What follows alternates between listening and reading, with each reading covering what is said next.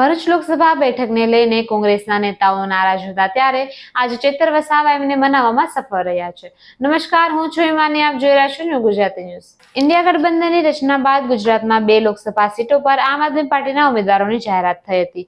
ભરૂચ લોકસભા બેઠક પર આમ આદમી પાર્ટીના ઉમેદવાર ચેતર વસાવાનું નામ જાહેર કરવામાં આવ્યું હતું।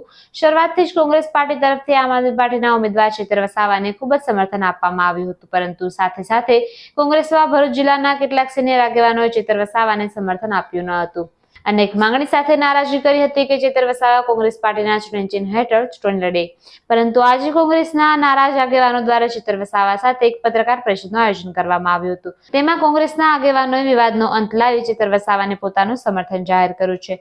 રાજપૂત છાત્રાલય ખાતે પૂર્વ પ્રમુખ પરિમલસિંહ રાણા, સંદીપ માંગરોળ, સુલેમાન પટેલ સહિતના આગેવાનોની સંયુક્ત પત્રકાર પરિષદ યોજાઈ હતી, જ્યાં આગામી દિવસોમાં ગામે ગામ ચેતર વસાવા સાથે ખંભેથી ખંભો મિલાવીને મહેનત કરવાની બાંહેધરી આપી હતી। આ સાથે જ તેમણે વિશ્વાસ પણ વ્યક્ત કર્યો હતો કે ચેતર વસાવા આગામી લોકસભા ચૂંટણી ચોક્કસ જીતશે। આવી જ માહિતી માટે જોડાયેલા રહો ન્યૂ ગુજરાતી ન્યૂઝ પર।